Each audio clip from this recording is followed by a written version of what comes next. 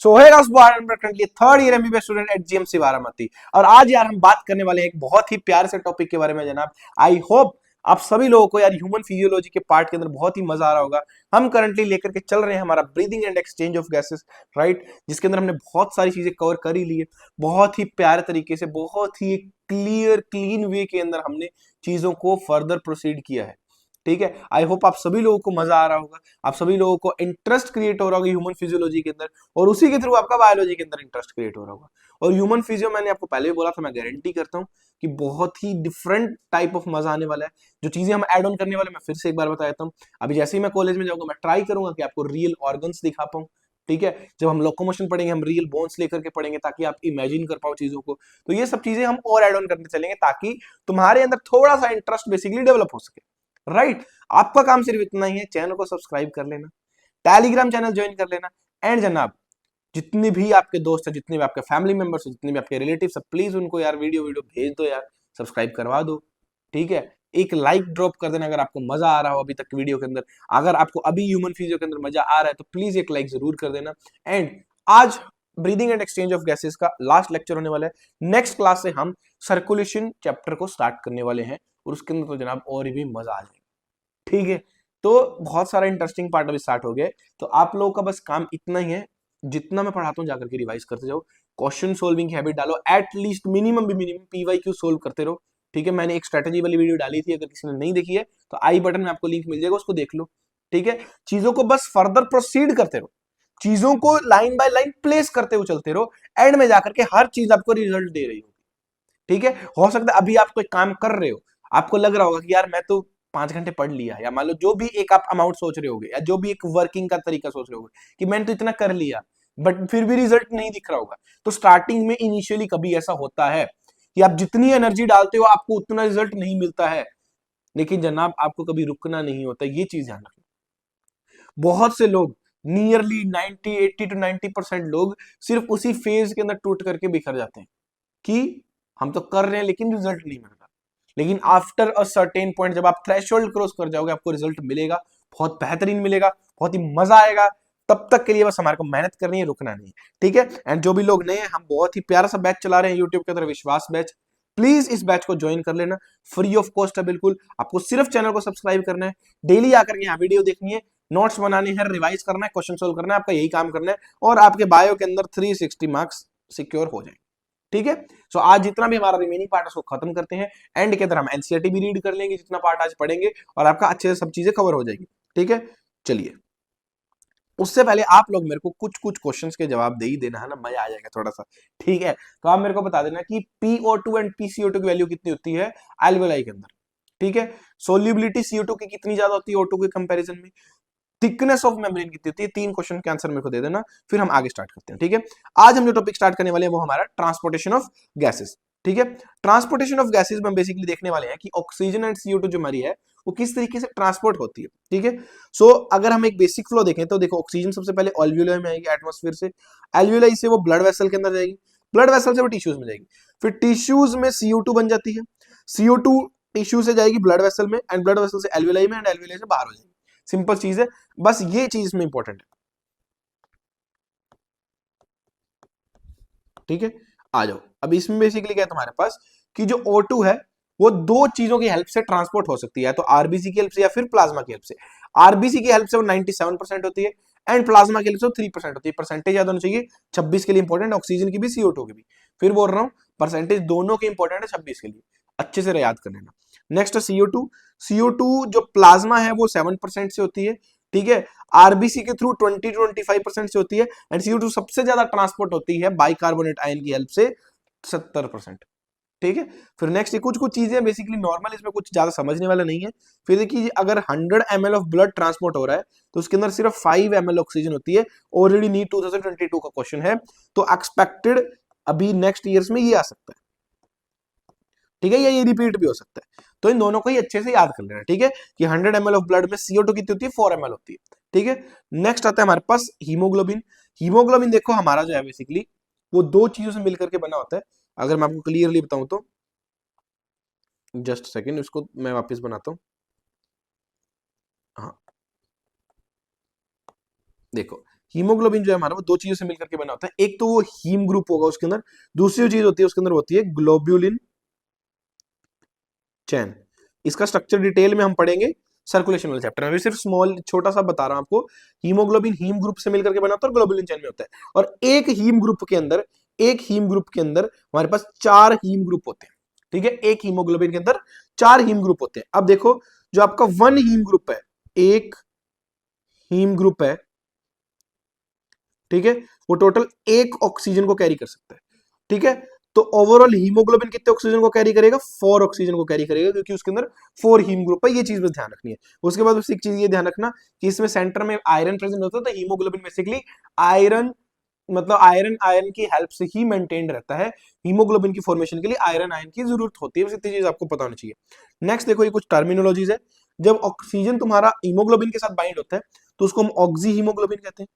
जब CO2 के साथ बाइंड होता है तब हम इसको कार्बामीनो हीमोग्लोबिन कहते हैं, कार्बोक्सी नहीं बोलते हैं, ध्यान रखना। कार्बोक्सी कब बोलेंगे? जब वो कार्बन मोनोऑक्साइड के साथ बाइंड करता है। ये चीज इंपॉर्टेंट है, बहुत से बच्चे इसमें गलती करते हैं, ये ध्यान रखना, ठीक है। नेक्स्ट आता सबसे इंपॉर्टेंट चीज, ऑक्सीजन डिसोसिएशन कर्व। सबसे इंपॉर्टेंट पार्ट है, इस बार के लिए प्रिडिक्टेड रहेगा, काफी टाइम से क्वेश्चन नहीं आया है, मतलब काफी टाइम से, तो 25 में ही नहीं आया है, 24 में इसमें से क्वेश्चन आया हुआ है, लगातार क्वेश्चन आए हुए हैं काफी टाइम से। मैं आपको दिखाऊंगा, अभी PYQ भी मैंने मार्क कर रखे हैं, ठीक है। अब देखो ऑक्सीजन डिसोसिएशन कर्व पहले देखो हमारे को बताता है, ठीक है। ऑक्सीजन डिसोसिएशन कर्व हमारे को ये बताता है कि एक पर्टिकुलर लेवल ऑफ PO2, मतलब PO2 के किसी एक लेवल पर जो ऑक्सीजन है वो हीमोग्लोबिन से कितना बाइंड करेगा। समझ में? मतलब अगर PO2 की वैल्यू मान लो 10 है, तो 10 PO2 की वैल्यू पर हीमोग्लोबिन के साथ कितने परसेंटेज हीमोग्लोबिन के साथ बाइंड हो रहे हैं, ये बताता है हमारे को ऑक्सीजन डिसोसिएशन कर्व। अब इसके अंदर इंपॉर्टेंट क्या है? इंपॉर्टेंट मैं आपको ओरिजिनल डायग्राम के अंदर भी बताऊंगा, लेकिन यहां पर अभी हम जो कॉन्सेप्ट समझ रहे हैं उसको देखो।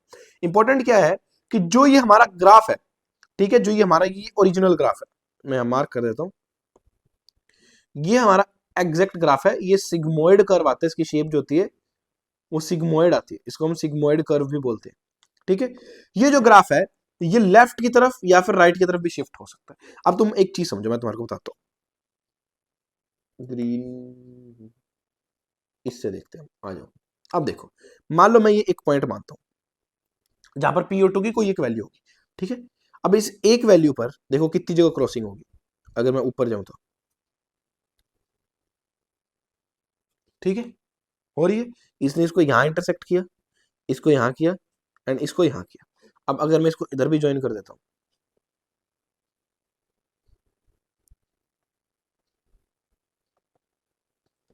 ठीक है, इस तरीके से हमारे को देखने को मिल जाएगा इजीली। अब तुम एक चीज समझो, ये हमारा PO2 की वैल्यू सेम ही है, लेकिन क्या सैचुरेशन में डिफरेंस आ रहा है? आ रहा है नहीं। अब तुम देखो, ये हमारा ओरिजिनल ग्राफ था, ओरिजिनल ग्राफ पे देखो PO2 की कुछ वैल्यू पर ये इतना ही सिर्फ उसके साथ बाइंड हो रहा है। देखो यहाँ क्या लिखा हुआ है, saturation of binding of O2 with haemoglobin, तो ये इतना ही हीमोग्लोबिन के साथ बाइंड हो रहा है। लेकिन जब हमने इसको राइट साइड सॉरी शिफ्ट कर दिया, तो क्या बाइंडिंग कम हुई है, ज्यादा हुई है? कम हो गई। और जब हमने इसको राइट, और जब ये कर्व को हमने ओवरऑल को लेफ्ट साइड शिफ्ट कर दिया, जो पॉइंट यहां पर मिल रहा है, अब क्या बाइंडिंग ज्यादा हुई है, कम हुई है? ज्यादा हुई है। तो मतलब लेफ्ट शिफ्टिंग के अंदर एसोसिएशन बढ़ेगा, डिसोसिएशन बढ़ेगा? एसोसिएशन बढ़ेगा, मतलब ऑक्सीजन हीमोग्लोबिन के साथ ज्यादा बाइंड करेगा। एंड राइट शिफ्ट के अंदर एसोसिएशन बढ़ेगा, डिसोसिएशन बढ़ेगा? डिसोसिएशन बढ़ेगा। Very good. क्यों? क्योंकि हीमोग्लोबिन अब ऑक्सीजन के साथ कम बाइंड कर रहा होगा, मतलब वो टूट रहा होगा, ठीक है। ये चीज मैंने आपको इन पॉइंट्स की हेल्प से बहुत बढ़िया तरीके से बताई, ठीक है। और राइट शिफ्टिंग को ही हम क्या बोलते हैं? बॉहर इफेक्ट बोलते हैं, ठीक है। अब देखो यहां क्वेश्चन घुमा कैसे सकते हैं वो समझो, ठीक है। ये चीजें आपको कोई नहीं बताएगा, मैं फिर बोल रहा हूं, लेकिन समझो किस तरीके से क्वेश्चन घुमा सकता है, बढ़िया क्वेश्चन बन सकता है।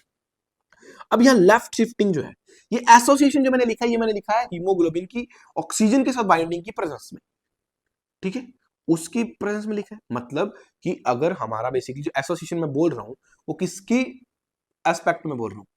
ऑक्सी हीमोग्लोबिन के एस्पेक्ट में बोल रहा हूं।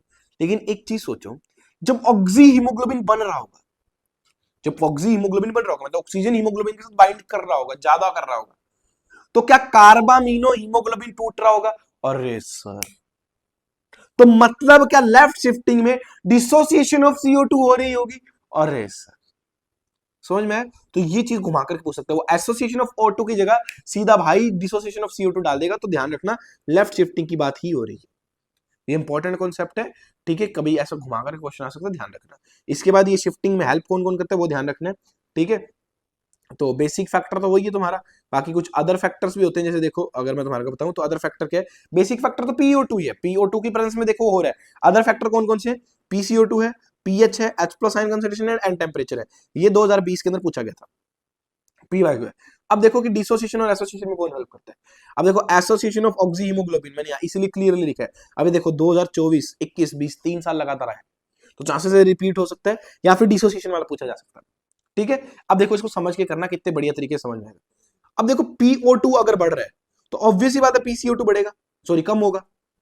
ऑब्वियस सी बात है ना, अगर PO2 बढ़ रहा है तो PCO2 क्या होगा, कम होगा, ठीक है। टेम्परेचर भी कम ही होता है, H प्लस आयंस भी कम ही हो जाते हैं। अब H प्लस आयन अगर कम हो रहे हैं तो पीएच बढ़ेगी या कम होगी, बढ़ेगी, बेसिक ज्यादा हो जाएगा ना। अगर H प्लस आयंस ज्यादा होंगे तो एसिडिक सॉल्यूशन होता है, H प्लस आयन कम है तो क्या होता है, बेसिक होता है, पीएच क्या होती है, बढ़ जाती है।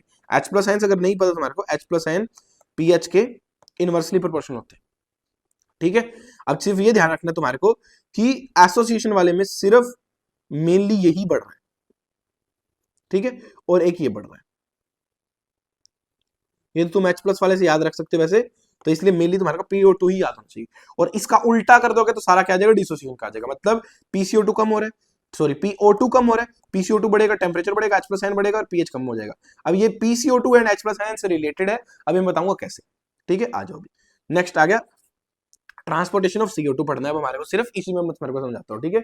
अब देखो 7% हमने बताया था प्लाज्मा से होता है, 70% बाइकार्बोनेट से होता है, 23% आरबीसी से होता है, ठीक है। मतलब 20 to 25 होता है, इसको कंप्लीट 100 करने के लिए मैंने 23 मान लिया, ठीक है। अब देखो यहाँ कुछ इंपॉर्टेंट लाइंस लिखी हुई है एनसीईआरटी के अंदर।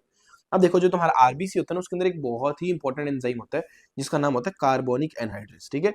RBC contains a very high concentration of enzyme carbonic anhydrase and minute quantity is also present in plasma. अब ये क्या काम करता है वो भी बताता हूँ, और ये सिर्फ स्टेटमेंट तुम्हारी 2020 कोविड में पूछी गई है और रिपीट हो सकती है, तो ध्यान रखना। यहाँ लिख देता हूं मैं, ठीक है, रिपीट हो सकती है तो इस चीज को ध्यान रखना, ठीक है। नेक्स्ट क्या है, when this combines form of CO2 reach near the alveoli, then all reaction get reversed and only CO2 will reach the alveoli। इसका क्या मतलब मैं तुम्हारे को बताता हूँ, ये डायग्राम देखो, ठीक है। इस डायग्राम को समझो भी आराम से, एक सेकेंड।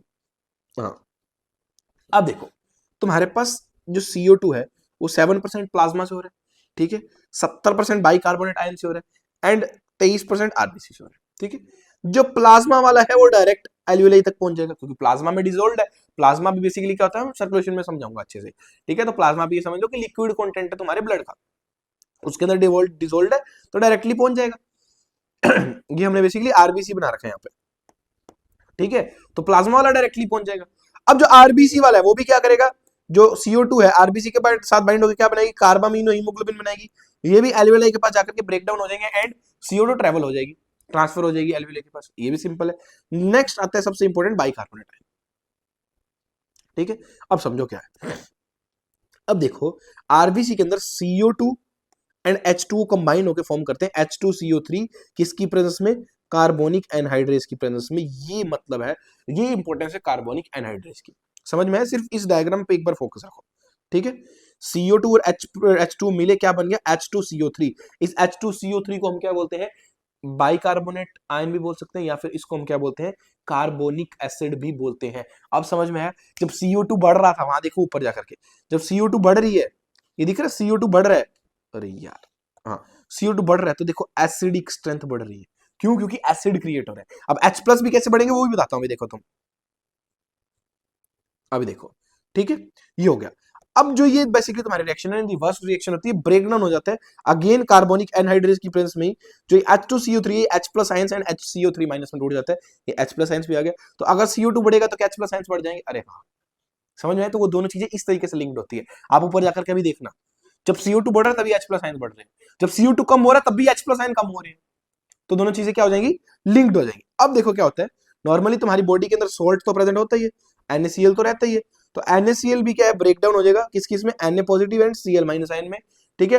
अब ये Na पॉजिटिव के साथ ही HCO3 माइनस बॉन्ड बना के क्या बना लेगा, NHCO3 फॉर्म कर लेगा। अब ये NHCO3 यहाँ एल्वेलाई के पास जाकर के अगेन ब्रेक डाउन हो जाएगा, CO2 वहां पर ट्रांसपोर्ट हो जाएगी और बाकी बचा हुआ सेल में रह जाएगा, ठीक है। एंड जो ये Cl माइनस आयन यहाँ घूम रहा है, इसको हम एक फिनोमिना बोलते हैं, क्लोराइड शिफ्ट बोलते हैं। बहुत ज्यादा डिटेल में नहीं पढ़ना है, बस इतना ही बताना चाहिए। चीज समझ में आई? सिंपल सी चीज है, इसको अगर किसी को नहीं समझ में आई एक बार रिपीट करके देखना, कुछ ज्यादा टिपिकल नहीं है, सिर्फ आपको ये रिएक्शंस याद होने चाहिए। ठीक है, आ जाओ नेक्स्ट। नेक्स्ट आता है सबसे इंपॉर्टेंट पार्ट अभी, रेगुलेशन एंड ब्रीदिंग। ठीक है, अब देखो रेगुलेशन में क्या है, रेगुलेशन एंड ब्रीदिंग नहीं आएगा, रेगुलेशन ऑफ ब्रीदिंग आएगा।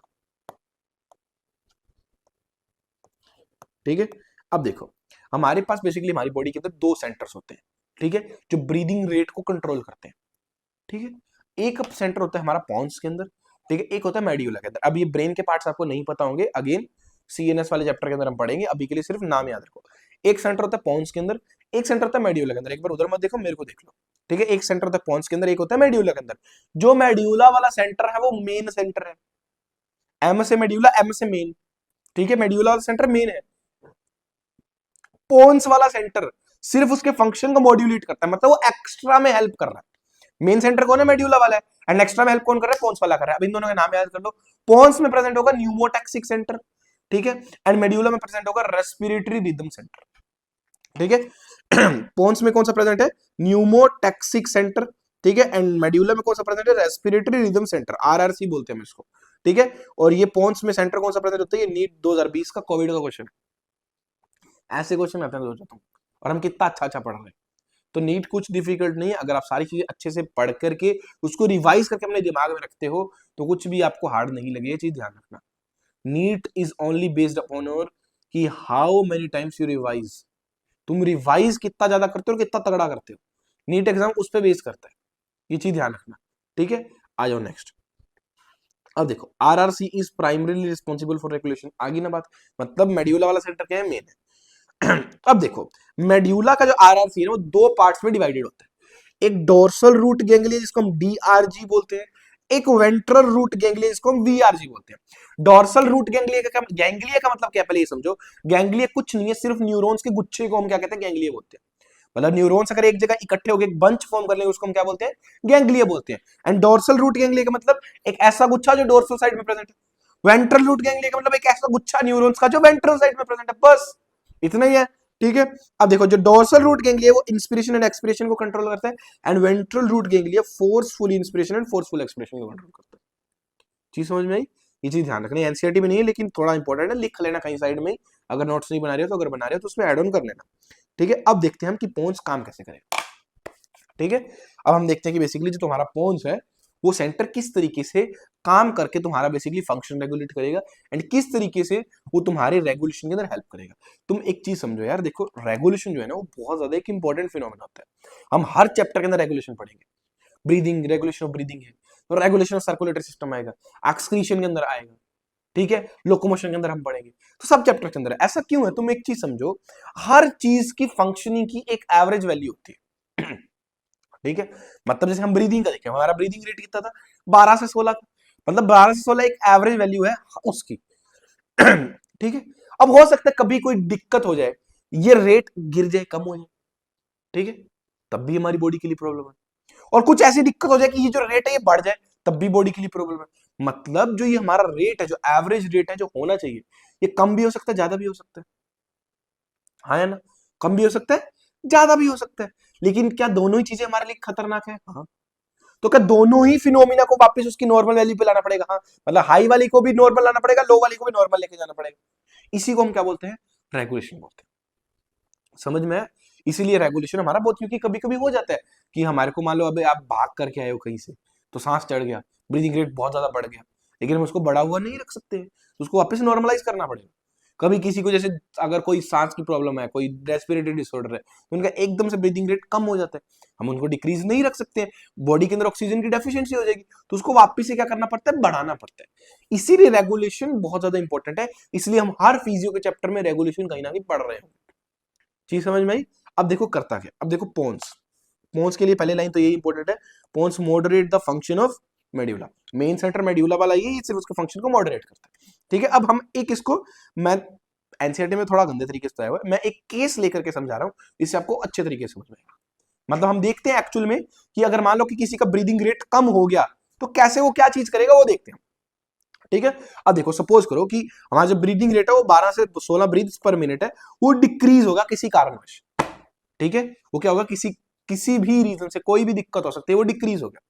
अब अगर वो डिक्रीज हो गया तो क्या एक ब्रेथ का टाइम बढ़ गया? बढ़ गया या नहीं? ड्यूरेशन ऑफ ब्रीदिंग बढ़ गई। मतलब क्या है, तुम एक चीज समझो, सिंपल से तुम्हारे क्या बताता हूं, खाली स्पेस नहीं है, ठीक है छोड़ो, यही देख लो। मान लो पहले वो 12 ब्रीथ कर रहा था, ठीक है, कितने 60 सेकंड में, ठीक है। तो एक ब्रीथ कितने टाइम में कर रहा होगा बताओ? एक ब्रीथ कितने टाइम में कर रहा होगा? 5 सेकंड के अंदर। अब देखो, अब अगर यहां पर मैं, तुम सिंपल सी चीज समझो कि अगर मान लो कम होकर के, ज्यादा नहीं 10 ही हो गया, मान लो 10 ब्रीथ कर रहा है वो, ठीक है, 60 सेकंड में। अब एक ब्रीथ कितने टाइम में कर रहा होगा बताओ? अब एक ब्रीथ कर रहा होगा 6 सेकंड में।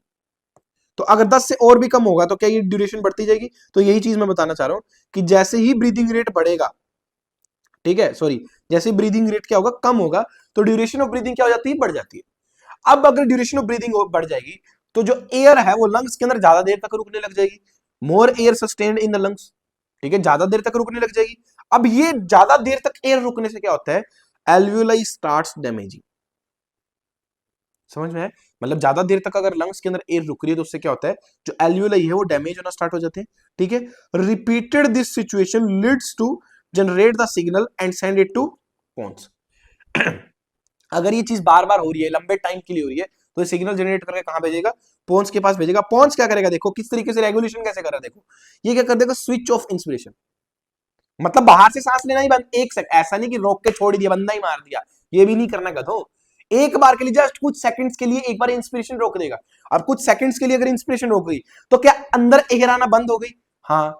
अब जो ज्यादा देर तक एयर रुक रही थी, क्या वो रुकेगी? अब नहीं रुकेगी। क्यों? क्योंकि अंदर एयर आ ही नहीं रही है। अगर अंदर एयर नहीं आ रही है तो ज्यादा देर तक नहीं रुकेगी, तो ड्यूरेशन क्या हो जाएगी? डिक्रीज हो जाएगी। एंड ब्रीदिंग रेट क्या हो जाएगा? इंक्रीज हो जाएगा और नॉर्मलाइज हो जाएगा। चीज समझ में? इस तरीके से कौन सा रेगुलेशन करता है? इतना डिटेल में एनसीईआरटी में नहीं दी है, मैंने एक एग्जांपल लेकर के समझाया ताकि तुम्हारे को समझ में आए। मेड्यूला का उतना ही, पोन्स का ही। डन।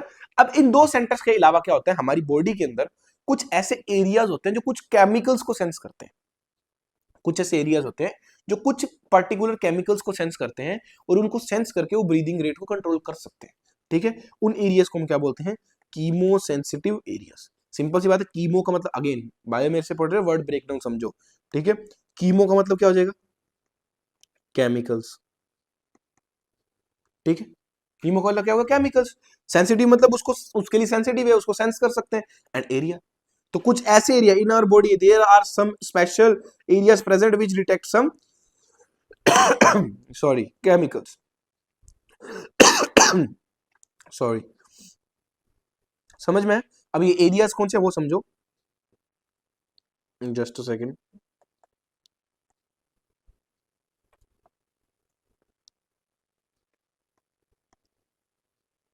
हाँ, अब देखो, जो ये एरियाज है दो तरह के हो सकते हैं, या तो सेंट्रल हो या पेरिफेरल हो। सेंट्रल एरिया कौन सा? मेड्यूला ही है हमारे पास। एंड पेरिफेरी में कौन सा होता है? आयोटिक आर्क होती है एंड कैरोटिड बॉडी होती है। बेसिकली हार्ट के आसपास होते हैं कहीं ना कहीं। ठीक है, अब ये सेंस किसको करते हैं? ये सेंस करते हैं CO2 एंड H+ आयंस को। किसको सेंस करेंगे? CO2 एंड H+ आयंस को। ठीक है, अब तुम एक चीज मेरी यहां पर कान खोल करके सुन लो, जो मैं बताने जा रहा हूं, बहुत इंपॉर्टेंट है। ठीक है, कभी भी तुम्हारे पेपर के अंदर क्वेश्चन आ जाए, कोई भी कैसा भी केस बेस्ड, कि मान लो एक पर्सन है, उसका हमने गला दबा दिया, ठीक है, और वो सांस लेना चाह रहा होगा, किस वजह से लेना चाह रहा होगा? ऑप्शंस दे दिए, decreasing pressure of oxygen, second option increasing pressure of CO2, third increasing temperature, या कुछ भी मान लो डाल दिया, fourth none of the above. तो तुम डिक्रीजिंग प्रेशर ऑफ O2 नहीं टिक करोगे, चीज ध्यान रखना। तुम इंक्रीजिंग प्रेशर ऑफ CO2 को टिक करना पड़ेगा। समझ में आया? क्यों? क्योंकि ऑक्सीजन कभी भी तुम्हारा ब्रीदिंग रेट को कंट्रोल नहीं कर सकता है। एनसीईआरटी के अंदर क्लियरली लिखा हुआ है कि oxygen have insignificant role in breathing control. वो किसके अकॉर्डिंग होगा? CO2 एंड H+ आयंस के अकॉर्डिंग ही होगा। ध्यान रखना, अगर ऑप्शन के अंदर CO2 एंड H+ आयन दोनों दे रखा है तो CO2 टिक करोगे, और अगर दोनों देकर के बोथ लिख रखे तो बोथ वाला ऑप्शन बेस्ट होगा फिर। ठीक है, ये चीज ध्यान रखना, ऑक्सीजन वाला ऑप्शन कभी भी करेक्ट नहीं होगा। अर्ज ऑफ ब्रीदिंग किस वजह से होती है? अगर मान लो ऐसा पूछ ले, ठीक है, कि किसी के मान लो दम घुट रहा है, तो उसको कौन सी चीज है जो उसकी ब्रीदिंग को ट्रिगर करेगी? तो इंक्रीजिंग लेवल ऑफ CO2 ही आएगा। या फिर increasing level of H+ ion है। ये चीज ध्यान रखना, ऑक्सीजन कभी भी ट्रिगर नहीं करती है, ऑक्सीजन का कोई रोल नहीं है। ऑप्शन में ऑक्सीजन वाले ऑप्शन सीधा ही काट देना, CO2 वाली चीजें ही होगी, ये चीज ध्यान रखना। समझ में आ गया? आ जाओ भाई, अब देखो ये भी एक केस से कर रहे हैं। मान लो कि concentration of CO2 and H+ ion बढ़ गई है बॉडी के अंदर, ठीक है। अब कीमोसेंसिटिव एरिया डिटेक्ट कर लेंगे और सिग्नल भेजेंगे किसको, मेड्यूला को, ठीक है। अब मेड्यूला क्या करेगा, अब मान लो बॉडी के अंदर CO2 ज्यादा हो गया, तो क्या करोगे, उसको निकालोगे। अब निकालोगे कैसे, तेज तेज सांस लोगे बस, तो रेट ऑफ ब्रीदिंग क्या हो जाएगा, इंक्रीज हो जाएगा, रिमूवल ऑफ CO2 बढ़ जाएगा। इतना ही होता है। अब देखो ये लाइन बोल रहा था मैं, नीट 2026 मैंने लिख दिया और इंपॉर्टेंट है, इसी ये डायरेक्ट लाइन नहीं आई तो उस पर केस बेस्ड क्वेश्चन आ सकता है, ध्यान रखना भाई, फिर मत बोलना आपने बताया नहीं था, ठीक है। Role of oxygen is insignificant in regulation of breathing, important statement है, ठीक है। रेजिड्यूल वॉल्यूम, ये एक इंपॉर्टेंट स्टेटमेंट है, ठीक है। डिसऑर्डर स्टार्ट हो जाएंगे उसके बाद, ठीक है। जो बेसिकली मैंने आपको एक मीटर बताया था, स्पायरोमीटर, ठीक है, वहां पर लंग वॉल्यूम्स नापने का, अभी हम वॉल्यूम्स पढ़ेंगे। लंग वॉल्यूम्स में एक वॉल्यूम होती है रेसिडुअल वॉल्यूम, इस वॉल्यूम को स्पायरोमीटर नहीं कैलकुलेट कर सकता है, ठीक है। अब ये क्या है आगे मैं और बता दूंगा, अभी एक बार इधर हम डिजीज पढ़ते हैं, अभी हम इसके बाद वॉल्यूम्स एंड कैपेसिटीज पढ़ेंगे, उसमें बताता हूँ फिर, ठीक है। अब वहां पर डिसऑर्डर्स हैं, बेसिकली 3 ही डिसऑर्डर्स हैं, छोटे छोटे, ज्यादा कुछ डिटेल में है नहीं। पहला है अस्थमा। अस्थमा बेसिकली क्या है, डिफिकल्टी इन ब्रीथिंग है। किस वजह से होता है, वीजिंग साउंड होती है, क्यों, due to inflammation of bronchioles. Bronchioles की जगह कभी वो ट्रैकिया भी लिख सकते हैं, ध्यान रखना। इन्फ्लेमेशन की जगह वो कभी कभी इन्फेक्शन भी लिख सकते हैं, ठीक है। तो ये चीजें थोड़ा बहुत चेंज कर सकता है, ध्यान रखना, 2019 का PY है। नेक्स्ट आता है एम्फाइसीमा। एम्फाइसीमा में क्या, क्रॉनिक डिसऑर्डर है, ठीक है। Major cause is cigarette smoker, ठीक है। एल्व्यूलर, अब देखो इनके अंदर ना एक एक लाइन जो आपको याद रखनी है ना, इसके अंदर एक तो वीजिंग साउंड आपको याद रखना है, एक इन्फ्लेमेशन ऑफ ब्रोंक्यूल्स याद रखना, इससे आप पहचानोगे अगर केस बेस्ड क्वेश्चन आ जाए तो। और इधर आपको क्या याद रखना है, alveolar walls are damaged due to respiratory surface area decrease. मतलब क्या है, मान लो मेरे पास पहले 1000 एल्व्यूलाई थे जो काम कर रहे थे, और उसमें से 200 मर गए, ठीक है। अब पीछे कितने बचे, 800 बचे। तो क्या ओवरऑल जितना पहले मेरे को सरफेस मिल रहा था डिफ्यूजन के लिए, अब उतना मिल रहा नहीं मिल रहा, तो इसलिए क्या लिखा है, रेस्पिरेटरी सरफेस इज डिक्रीज्ड, ठीक है। नेक्स्ट आता है ऑक्यूपेशनल रेस्पिरेटरी डिसऑर्डर। इसका क्या मतलब है, ऑक्यूपेशन मतलब जो आप काम करते हो, तो आपके काम के कारण अगर आपको कोई रेस्पिरेटरी डिसऑर्डर हो रहा है, उसको क्या बोलते हैं हम, ऑक्यूपेशनल रेस्पिरेटरी डिसऑर्डर। अब कुछ कुछ ऐसे इंडस्ट्रीज हैं जिनके अंदर अगर कोई व्यक्ति काम कर रहा है तो उनको कुछ डिसऑर्डर्स हो जाते हैं, क्यों, क्योंकि उनके अंदर क्या होता है, कुछ छोटे छोटे पार्टिकल्स रिलीज होते हैं उनकी मैन्युफैक्चरिंग के टाइप पे, और वो पार्टिकल्स जाकर के लंग की एल्वियोलाई में इकट्ठा होना स्टार्ट हो जाते हैं, और आफ्टर सम टाइम वो एल्वियोलाई को डैमेज कर देते हैं, ठीक है। इसके कुछ कुछ एग्जांपल्स भी बता दूंगा। अब देखो क्या है, in certain industries ones especially involve in grinding और स्टोन ब्रेकिंग, ठीक है। कुछ इंडस्ट्री के अंदर होता है स्पेशली जो ग्राइंडिंग या स्टोन ब्रेकिंग के अंदर होते हैं, ठीक है। क्या होता है, so much dust is produced, body secrete some fluid material, ठीक है। अब देखो क्या होता है डस्ट प्रोड्यूस होती है जाकर के लंग्स में इकट्ठी होती है। अब लंग्स उस डस्ट को रिमूव करने के लिए क्या करता है, एक फ्लूइड मटेरियल सिक्रीट करता है, और बेसिकली ये उसका क्या है, डिफेंस मैकेनिज्म है। देखो, the defence mechanism of the body can not fully cope with the situation, मतलब ये डिफेंस मैकेनिज्म का तरीका था उसका मटेरियल सिक्रेट करना, फ्लूइड मटेरियल, लेकिन वो उससे उससे अच्छे से कोप अप नहीं कर पाता, ठीक है। लॉन्ग एक्सप्लोजन, लॉन्ग, कोई बात नहीं यार, एक्सपोजर, पता है ना हमारे टाइपिस्ट हमारे को चेक करते रहते हैं कि कहीं सर सीधा पढ़ तो नहीं जा रहे, एटलीस्ट देख तो रहे ना कि क्या पढ़ा है, तो ये हमारी चेकिंग चलती रहती है टाइम टू टाइम, है ना, टेंशन मत लिया, ठीक है। देखो, द डिफेंस मैकेनिज्म अच्छे से कोप नहीं कर पा रहा। अब long exposure causes lungs inflammation. अब इन्फ्लेमेशन को सही करने के लिए क्या होता है, वहां पर फाइब्रोसिस करनी पड़ती है। फाइब्रोसिस का मतलब क्या है, तुम्हारे को समझाता हूँ।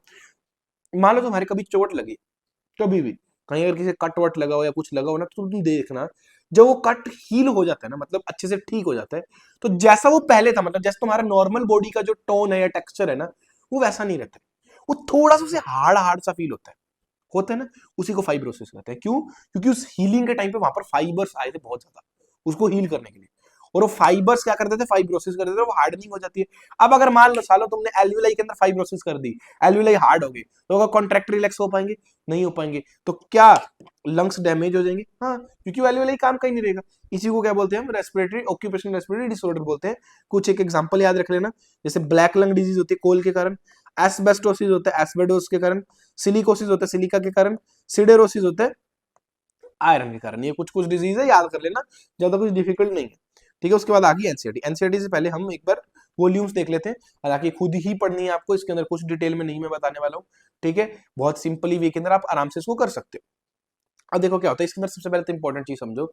पहली चीज क्या, रेसिड्यूल वॉल्यूम को तुम्हारा स्पाइरोमीटर नहीं कैलकुलेट कर सकता है, ये चीज ध्यान रखना। अगर क्वेश्चन आ जाए कि which of the following volume is not calculated by spirometer, क्या होगा, रेसिड्यूल वॉल्यूम। अब कुछ ऐसी कैपेसिटीज होती हैं जिनके फॉर्मूला में रेसिड्यूल वॉल्यूम होता है, तो उन कैपेसिटीज को भी तुम्हारा स्पाइरोमीटर नहीं कैलकुलेट कर पाएगा। लेकिन ध्यान रखना, अगर उसने पूछे कि वॉल्यूम कौन सी है तो सिर्फ रेसिडुअल वॉल्यूम ही टिक करना है, और अगर उसने पूछे कैपेसिटी कौन सी है तो सिर्फ कैपेसिटी ही टिक करनी है, रेसिडुअल वॉल्यूम मत करना। फिर ये दोनों का ध्यान रखना, ठीक है। अब मैं आपको बताया तो मेनली आपको क्या ध्यान रखना है।